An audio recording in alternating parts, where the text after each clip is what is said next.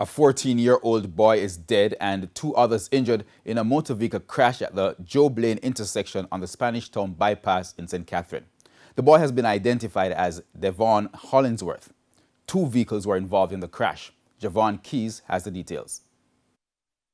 These boys riding along Joe Blaine, Spanish Town, St. Catherine, seemingly unaware of the danger lurking along the usually busy stretch, an accident hotspot. About an hour before, the close-by intersection was the scene of terror. A 14-year-old Eltham High School student was fatally hit from his bicycle about 12:30 p.m. Wednesday afternoon. He is from a close-by community called Fairfield.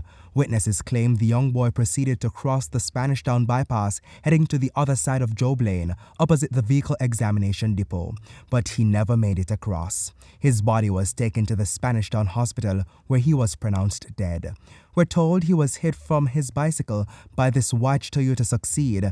A woman was at the wheels. Her child and common-law husband were also in the vehicle.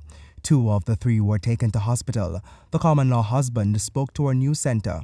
They were heading from the Bogwalk direction. We both had green. The bicycle man was over, come riding from that end. So it's coming out of... Right. Failed to stop at the red light, wanting to beat the red light before we reach a green. And my girlfriend swing from him. That car hit him, hit my girlfriend, sent my girlfriend over there, so. And the car flipped. The occupants of the other vehicle involved, a Toyota Yaris, escaped any serious physical injuries. Other witnesses told us the boy and his bicycle were briefly suspended in the air from the impact. The young boy landed on the windscreen of the Yaris, then on the ground. The police are still piecing together the facts of the crash. Javon Keys, TVJ News.